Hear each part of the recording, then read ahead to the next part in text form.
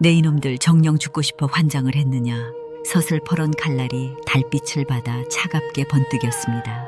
몰아치는 찬바람에 주막마당의 깃발이 파르르 떨리고 포교들의 거친 숨소리가 고요한 밤 공기를 갈랐습니다. 땅바닥에 무릎을 꿇린 채 포박당한 청년 길상은 이미 넋이 나간 듯 고개를 떨구고 있었고 그 앞을 가로막아 선 누나 월이의 눈에는 서러움과 분노가 뒤섞인 불꽃이 일렁겼습니다. 지금 당장 저놈을 끌고 가라. 감히 관계 바칠 공물을 가로채 내년도 공범인이 함께 하옥시켜라. 비계 덩어리 같은 얼굴을 실룩거리며 호통을 치는 이는 고을 사또 조득칠의 신복인 이방이었습니다. 이야기 시작 전 구독을 눌러주시면 마음 한 장의 좋은 이야기가 계속될 수 있습니다. 그의 손짓 한 번에 포교들이 월이의 가냘픈 어깨를 거칠게 잡아챘습니다. 월이는 비틀거리면서도 품속 깊숙이 손을 집어넣었습니다. 손끝에 닿는 차갑고 묵직한 감촉. 그것은 며칠 전 굶주림에 허덕이던 거렁뱅이 사내가 밥값 대신 맡기고 간 낡은 보따리 속에 들어있던 물건이었습니다. 잠깐 이것을 보고도 그따위 망발을 내뱉을 수 있는지 어디 한번 보아라. 월이가 떨리는 손으로 품에서 꺼내 보인 것은 어른 손바닥만한 빛휘색 옥패였습니다. 구름 위를 날아오르는 용의 형상이 정교하게 새겨진 그 옥패가 보름달 빛을 정면으로 받자 마치 살아 움직이는 듯 영롱한 빛을 뿜어내기 시작했습니다. 순간 월이를 잡아 끌던 포교들의 움직임이 얼어붙었습니다. 이방의 눈등이 경련하듯 파르르 떨렸고 그의 입에서 나오려던 욕설은 헛기침이 되어 목구멍 뒤로 넘어갔습니다. 이것이 어찌하여 내 손에, 이 문양은 설마. 이방의 안색이 순식간에 잿빛으로 변했습니다. 조선 팔도에서 오직 단 한 분만이 지닐 수 있는 신표, 왕실의 권위와 세자의 위엄이 서려 있는 용문의 옥패가 천한 주모의 손에서 빛나고 있었으니 현장에 있던 모든 이의 심장은 벼락이라도 맞은 듯 멈춰버렸습니다. 방금까지 기세등등하게 칼을 휘두르던 포교들이 마치 약속이라도 한 듯 일제히 무릎을 꿇고 고개를 쳐박았습니다. 무엇들 하느냐? 이 심표를 보고도 예를 갖추지 않을 셈이냐. 월이의 목소리가 낭낭하게 울려 퍼졌습니다. 평생을 굽신거리며 살아온 주모의 목소리라고는 믿기지 않을 만큼 준엄한 꾸짖음이었습니다. 조득칠과 그 일당의 수탈에 신음하던 버드나무 주막마당은 이제 정적만이 감돌았습니다. 도대체 이 귀한 물건이 어떻게 하여 가난한 주모의 손에 들어오게 된 것일까요? 그리고 이 옥패를 맡기고 간 그 초라한 행색의 사내는 대체 누구였을까요? 이야기는 바람 몹시 불던 일주일 전 그 운명의 밤으로 거슬러 올라갑니다. 그날의 소동이 있기 불과 열흘 전만 하더라도 월이는 그저 평범하기 그지없는 삼남 대로변의 주모였습니다. 고울 어귀 커다란 버드나무 아래 자리 잡은 그녀의 주막은 이름도 소박한 버드나무 주막이었지요. 워낙 낡고 허름하여 비가 오면 천장에서 빗물이 새고 겨울이면 문틈으로 황소바람이 들이쳤지만 나그네들의 발길은 사시사철 끊이지 않았습니다. 그것은 순전히 주모 월이의 넉넉한 인심 때문이었습니다. 월이는 제 주머니가 비는 한이 있어도 길 가던 나그네의 배고리를 그냥 지나치지 못하는 성품이었습니다. 새벽잇을 맞으며 가마솥에 불을 지피고 밭에서 갓 뜯어온 시래기를 듬뿍 넣어 끓여낸 국밥 한 그릇, 김이 모락모락 피어오르는 그 국밥 한 사발에 월이의 정성이 가득 담겨 있었으니 한 번 맛을 본 이들은 천리 길을 멀다 않고 다시 찾아오곤 했습니다. 주모, 오늘도 밥물이 넘치도록 담아주시는구려. 이래서야 남는 게 있겠소? 단골 손님인 보부상 임씨가 땀을 닦으며 묻자 월이는 거친 손마디로 앞치마를 문지르며 허허 웃었습니다. 사람 뱃속이 텅 비면 마음속까지 시린 법이지요. 돈이야 있으면 있고 없으면 없는 것이라지만 뜨끈한 국물 한 모금이 사람 목숨을 살리기도 하는 법 아니겠습니까? 그저 맛있게 드시고 기운 차려 길 떠나시면 그게 제 행복입니다. 월이의 손은 물마를 날이 없어 늘 부르트고 갈라져 있었습니다. 부모를 일찍 여의고 하나뿐인 남동생 길상을 건사하며 살아온 세월이 그 손등에 켜켜이 쌓여 있었지요. 동생 길상은 누나의 고생을 덜어주겠다며 관가 주변에서 잔심부름을 하며 푼돈을 벌어왔고 남매는 비록 가난할지언정 남에게 해 끼치지 않고 정직하게 살아가는 것에 자부심을 느꼈습니다. 하지만 세상은 선한 이들에게 그리 호락호락하지 않았습니다. 당시 조선 팔도는 탐관 오리들의 수탈로 인해 백성들의 고혈이 마를 날이 없던 시절이었습니다. 삼정의 문란은 극에 달했고 고을마다 사또의 눈치를 보며 백성들의 등골을 빼먹는 아전들이 활개를 쳤습니다. 월이가 사는 이 고을 역시 예외는 아니었습니다. 새로 부임한 사또 조득칠은 취임 첫날부터 성대한 잔치를 벌이더니 그 비용을 마련한다며 백성들에게 말도 안 되는 명목의 세금을 매기기 시작했습니다. 애고주모, 이번 달에는 관가에서 내라는 군포가 2배나 올랐다오. 자식놈들 입에 풀칠하기도 힘든데 이 노릇을 어찌하면 좋단 말이오. 월이는 그들의 하소연을 묵묵히 들어주며 남몰래 눈물을 훔쳤습니다. 가난한 자가 가난한 자의 사정을 가장 잘 아는 법이지요. 월이는 끼니를 거르는 이웃에게 슬쩍 주먹밥을 쥐어주기도 하고 노잣돈이 떨어진 선비에게는 공짜로 잠자리를 내어주기도 했습니다. 그녀의 이런 선행은 동네 사람들 사이에서 덕망으로 쌓여갔지만 탐욕스러운 이방과 사또 조득칠의 눈에는 그저 털어먹기 좋은 먹잇감으로 보일 뿐이었습니다. 버드나무 주막이 목 좋은 곳에 자리를 잡고 있고 비록 허름해도 손님이 끊이지 않는다는 소문이 사또의 귀에 들어간 것입니다. 월이는 꿈에도 몰랐습니다.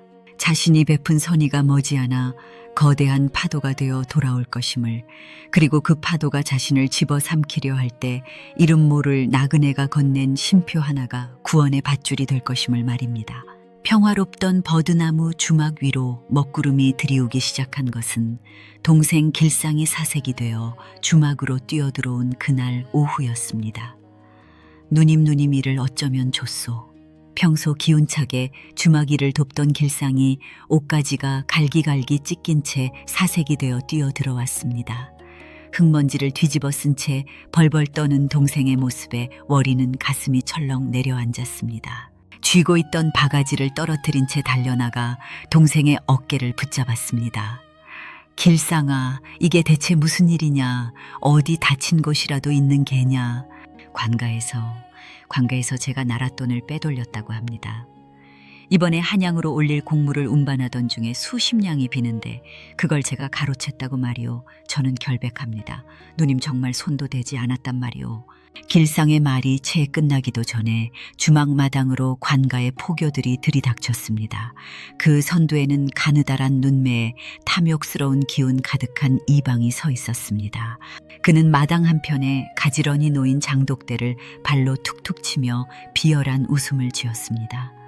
이봐라 월이주모, 내 동생 놈이 간도 크게 나란 물건에 손을 댔더구나. 그 죄가 결코 가볍지 않으니 지금 당장 형틀에 묶어 주리를 틀어야 마땅할 터인데 이방 어른 제 동생은 그런 짓을 할 위인이 못 됩니다. 평생 남의 물건 탐내지 말라고 가르쳤고 개미 한 마리도 못 죽이는 아이란 말입니다. 제발 한 번만 다시 살펴주십시오. 월이가 버선발로 달려가 이방의 옷소매를 붙잡고 애원했지만 이방은 냉정하게 그녀의 손을 뿌리쳤습니다. 그리고는 품에서 종이 한 장을 꺼내 보이며 본색을 드러냈습니다. 사또께서 말씀하시길 이 고을 대도로변에 있는 이 주막 자리가 아주 탐이 난다 하셨다. 이곳을 허물고 관가지경 술집을 차릴 계획이니 주막을 순순히 내놓는다면 내 동생의 죄를 눈감아줄 수도 있다더구나. 어떠냐? 주막을 내놓겠느냐? 아니면 네 동생의 다리 한쪽이 불구가 되는 꼴을 보겠느냐? 그것은 명백한 협박이었습니다. 조득칠 사또와 이방이 짜고 치는 고스톱처럼 멀쩡한 사람에게 누명을 씌워 생계수단인 주막을 가로채려는 속셈이었죠. 월이의 눈앞이 캄캄해졌습니다. 이 주막은 부모님이 남겨주신 유산이자 동생과 함께 피땀 흘려 일궈온 삶의 터전이었습니다. 하지만 하나뿐인 혈육이 고초를 겪는 것을 어찌 보고만 있겠습니까? 어허, 인연이 아직 정신을 못 차렸구나. 여봐라, 저 장독대들을 다 때려 부숴라. 조혜인의 집이니 하나도 남기지 마라. 이방의 호령에 포교들이 몽둥이를 휘두르기 시작했습니다. 월이가 정성스레 담근 장이 든 항아리들이 박살나며 시커먼 간장이 바닥으로 쏟아졌습니다. 평생의 정성이 흙탕물과 섞여 짓밟히는 광경을 보며 월이는 가슴이 찢어지는 듯한 통곡을 내뱉었습니다. 아이고 하늘도 무심하시지. 정직하게 산 죄밖에 없는데 어찌 우리 남매에게 이런 시련을 주시나이까. 조득칠의 비열한 웃음소리가 주막마당을 가득 채웠고 동생 길상은 포교들에게 붙잡혀 끌려갔습니다. 사흘 안에 결단을 내리지 않으면 길상의 목숨조차 보장할 수 없다는 마지막 경고만을 남긴 채였습니다. 폐허가 된 주막마당에 홀로 남은 월이는 쏟아진 작물을 손으로 쓸어 담으며 하염없이 울었습니다. 희망이라고는 보이지 않는 칠흑 같은 절망의 구렁텅이 그날 밤 미친 듯이 눈보라가 몰아치기 시작했습니다. 그리고 그 모진 바람을 뚫고 월이의 운명을 뒤바꿀 또 한 명의 손님이 주막 문을 두드렸습니다. 눈보라가 미친 듯이 몰아치던 그날 밤은 말 그대로 설상가상이었습니다. 박살난 장독대 파편 사이로 흰눈이 소복이 쌓이고 문창진은 황소바람에 몸을 떨며 비명을 질러댔습니다. 동생은 차가운 옥골에 갇혔고 주막은 폐허가 되었으니 월이의 심정은 그야말로 풍전등화와 같았습니다. 등잔불 하나에 의지해 툇마루에 앉아 하염없이 눈물을 찍어내던 그때였습니다. 계시오. 아무도 없소. 가냘프게 떨리는 목소리와 함께 주막 살인문이 힘없이 밀렸습니다. 월이가 깜짝 놀라 고개를 드니 웬 사내 하나가 눈더미를 뒤집어 쓴 채 비틀거리며 마당으로 들어서고 있었습니다. 걸음마다 붉은 핏방울이 흰 눈 위로 점점이 박혔습니다. 사내는 주막 기둥을 잡으려다 그만 힘이 다했는지 그대로 눈밭에 고꾸라지고 말았습니다. 아이고 이를 어째 정신 차리시오 손님. 월이는 제 앞가림도 힘든 처지였으나 눈앞에서 죽어가는 사람을 보고 그냥 지나칠 위인이 아니었습니다. 그녀는 버선발로 뛰어내려가 사내를 부축했습니다. 사내의 몰골은 말이 아니었습니다. 누더기 같은 옷차림은 갈기갈기 찢겨 있었고 얼굴은 뗏물과 피로 범벅이 되어 형체를 알아보기 힘들 정도였습니다. 겨우 방 안으로 사내를 옮긴 월이는 아궁이에 남은 불씨를 모아 방을 덮이고 마지막 남은 쌀 한 줌을 털어 정성껏 미음을 끓였습니다. 사내는 의식을 잃은 채 신음하며 연신 기침을 토해냈습니다.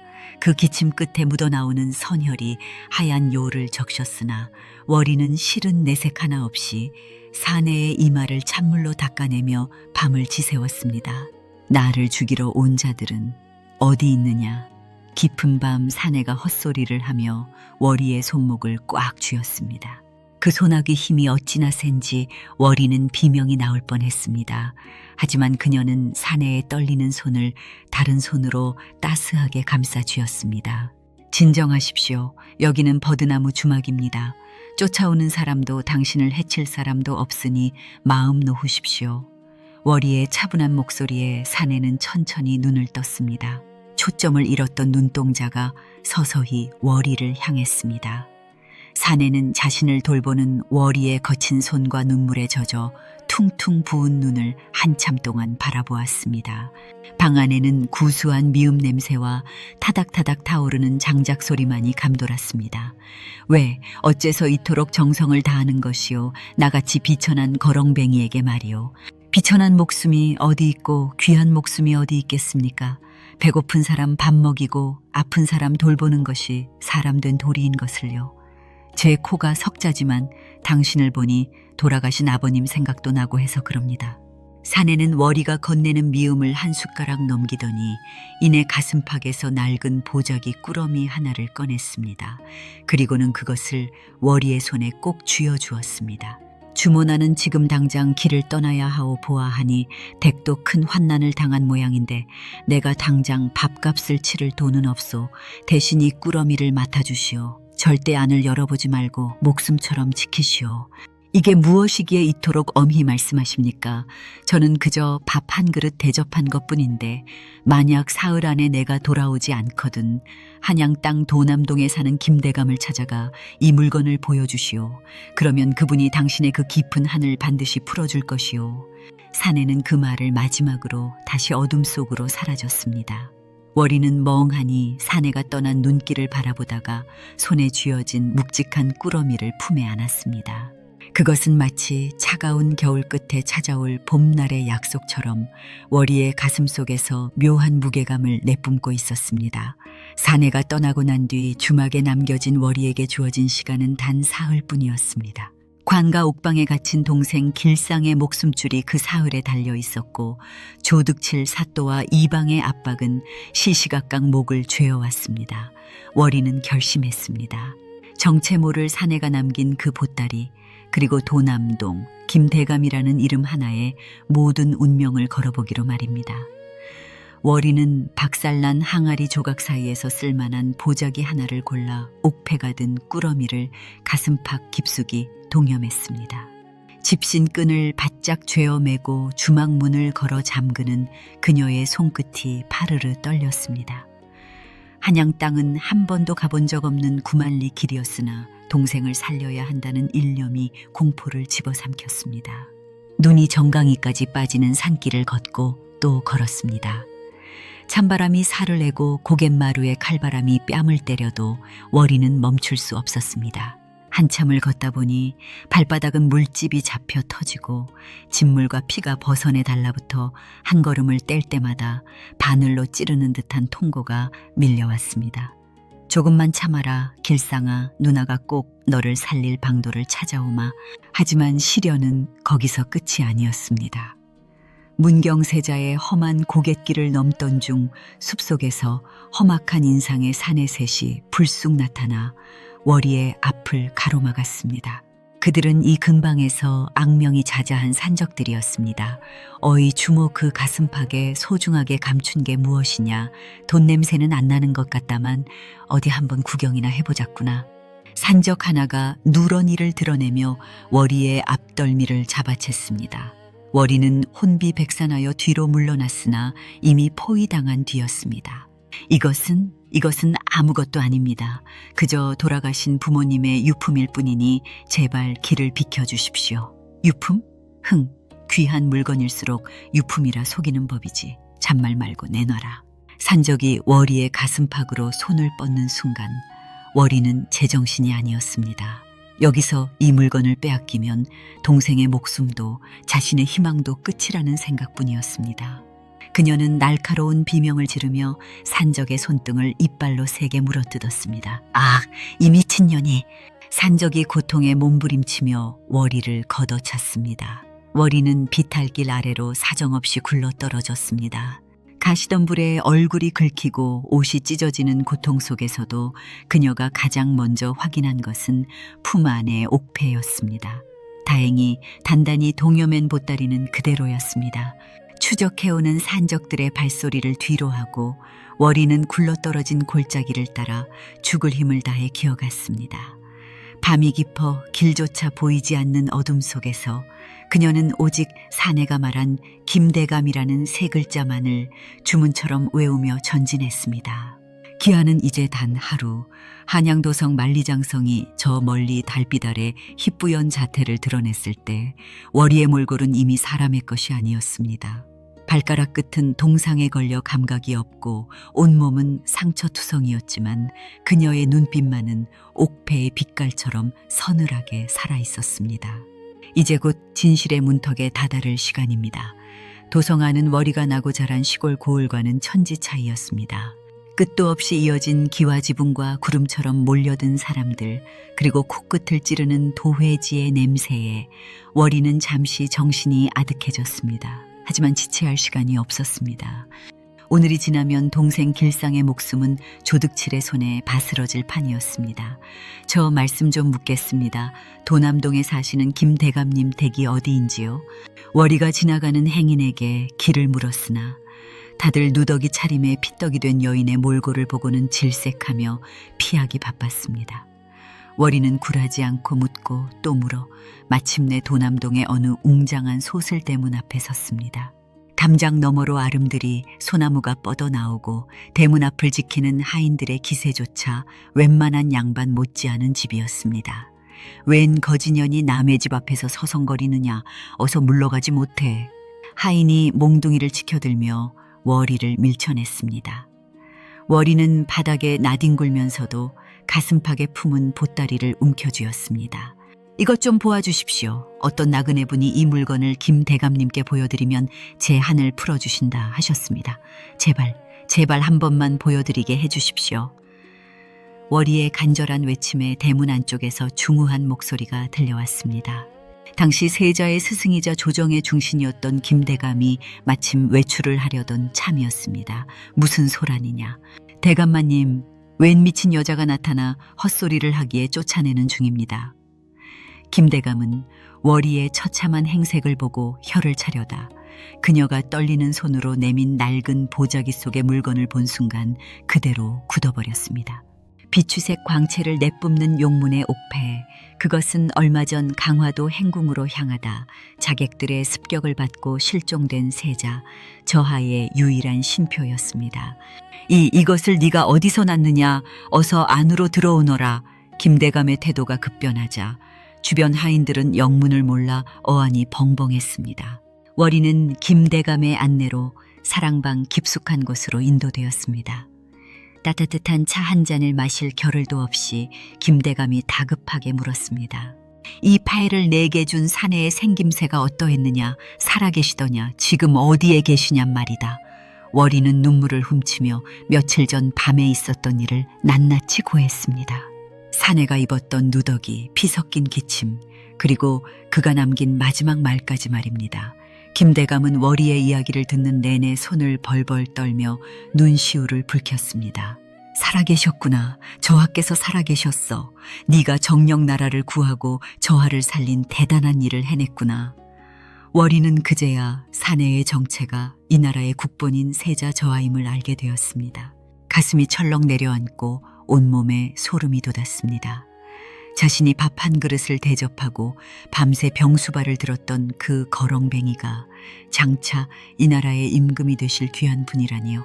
가자, 지금 당장 궐로 가야 한다. 주모, 너도 함께 가야 한다. 김대감은 월이를 자신의 가마에 태우려 했으나 월이는 한사코 거절하며 말했습니다. 대감님, 저는 제 몰골이 부끄러워 감에 탈 수 없습니다. 그저 제 동생 길상이만 살려주십시오. 그 아이는 죄가 없습니다. 걱정 말거라. 저하를 구한 은인의 동생을 감히 누가 건드린단 말이냐. 김대감은 월이를 데리고 곧장 광화문으로 향했습니다. 삼엄한 금군들의 경비를 뚫고 궐 안으로 들어가는 길, 월이는 웅장한 정악들의 위용에 숨이 막힐 지경이었습니다. 그리고 마침내 당도한 동궁전 그곳의 상궁과 내관들이 일제히 뜰 아래 엎드려 있었습니다. 월이가 고개를 들지 못한 채 부들부들 떨고 있을 때 머리 위에서 나치근 그러나 훨씬 힘있고 위엄 넘치는 목소리가 들려왔습니다. 주모, 드디어 왔구려. 내 사흘 안에 돌아가겠다. 약조했거늘 몸이 성치 않아 김대감을 먼저 보냈소. 고생 많았소. 천천히 고개를 든 월이의 눈에 화려한 용포를 입고 일월호봉도 앞에 앉아있는 사내가 보였습니다. 비록 얼굴의 상처는 다 가시지 않았으나 그 눈빛만은 눈보라치던 밤 주막 방 안에서 보았던 그 따뜻하고 깊은 눈동자 그대로였습니다. 월이는 그 자리에 엎드려 통곡했습니다.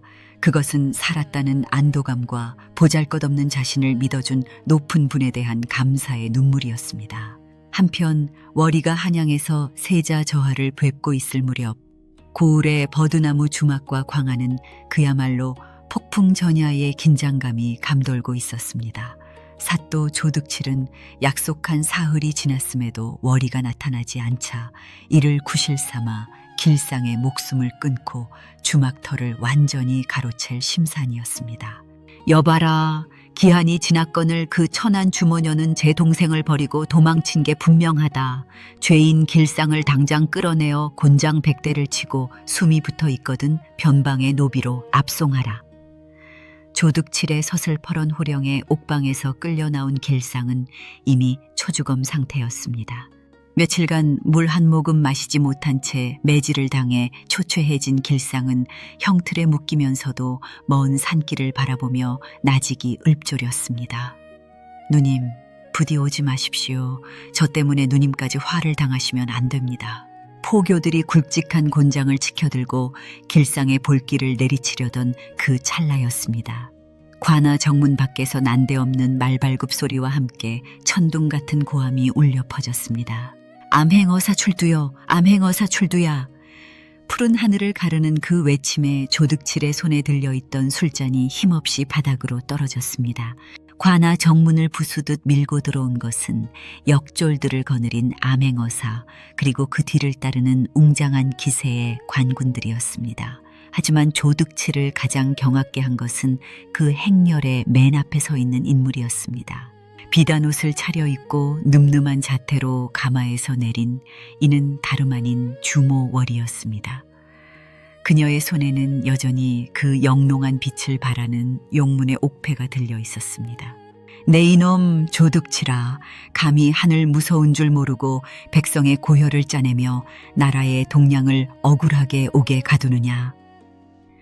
월이의 목소리는 더 이상 주막의 평범한 여인이 아니었습니다. 세자 저하의 명을 받들어 고을의 불의를 단죄하러 온 대변인의 위엄이 서려 있었지요. 어사 김대감의 아들이 마패를 치켜들며 조득칠의 앞으로 다가갔습니다. 사또 조득칠과 이방은 듣거라.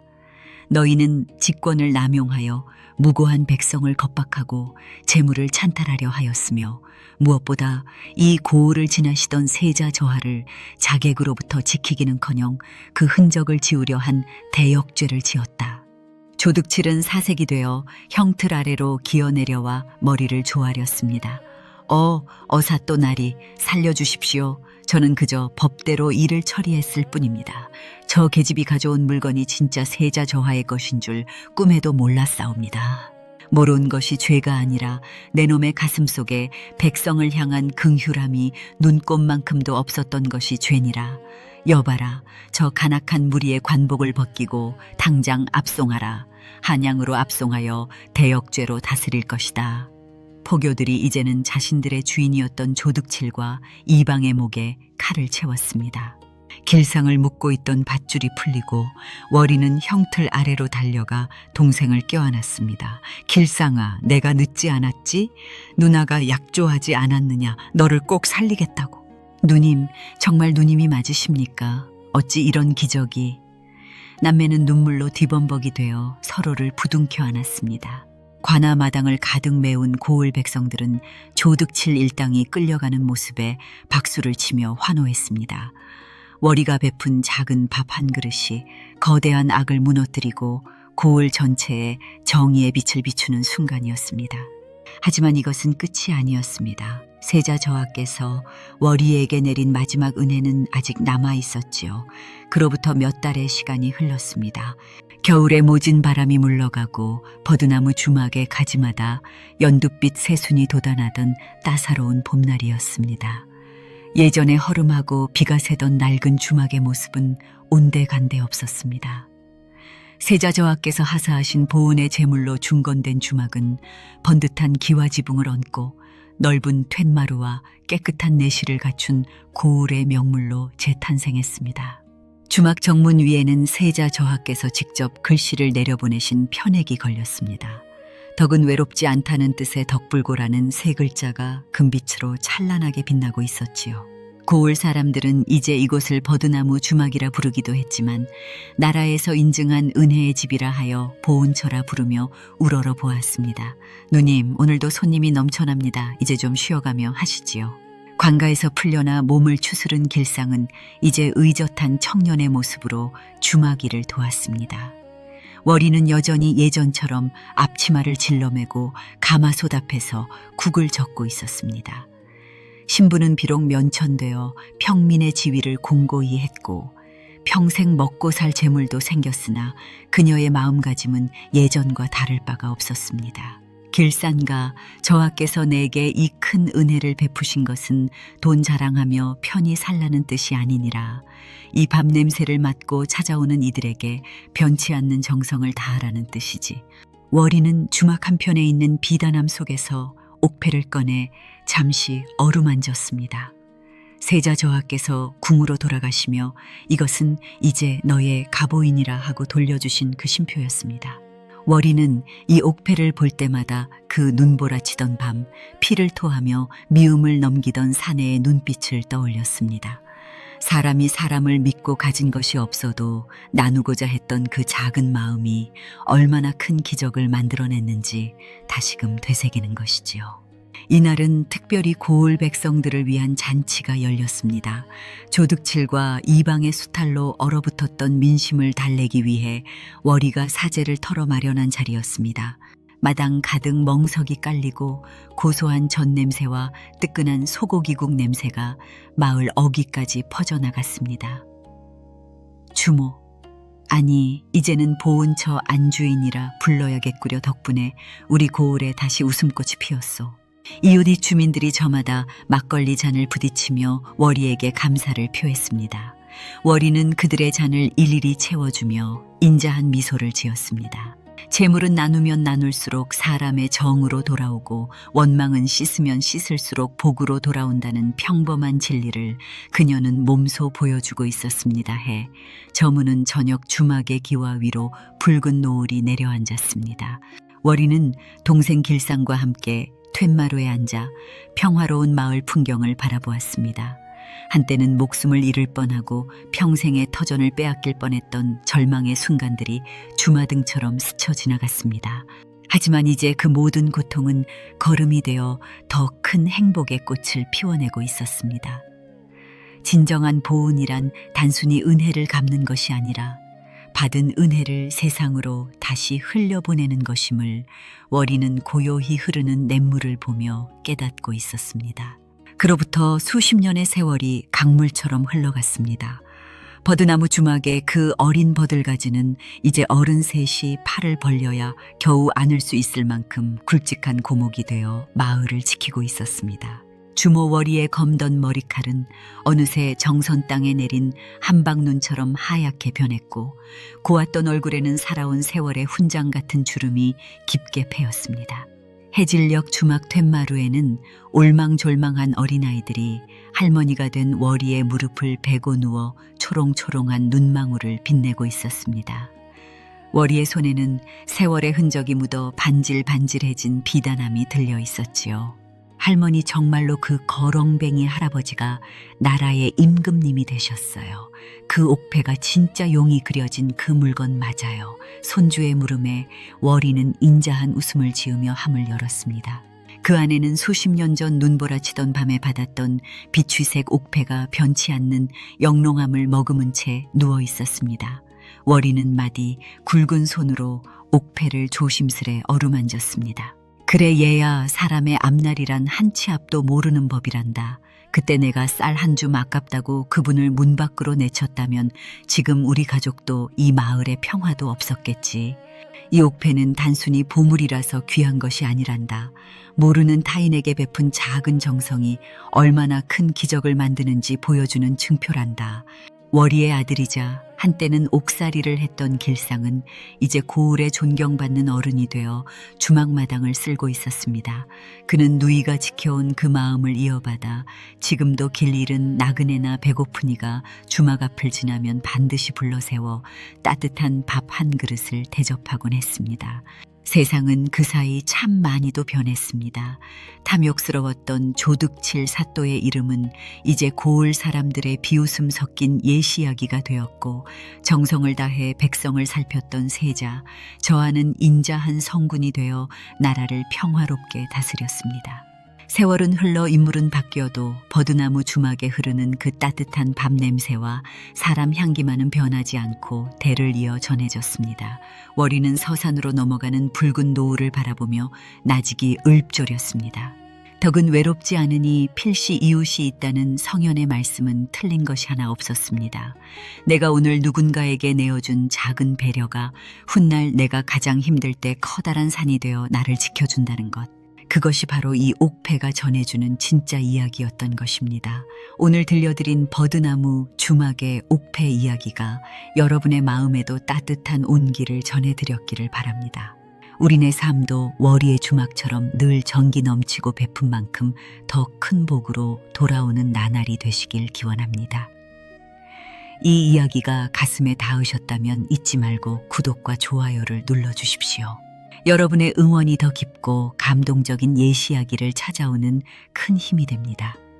다음 이 시간에도 명쾌한 권선징악과 지혜가 담긴 야담으로 다시 찾아뵙겠습니다. 시청해 주셔서 감사합니다.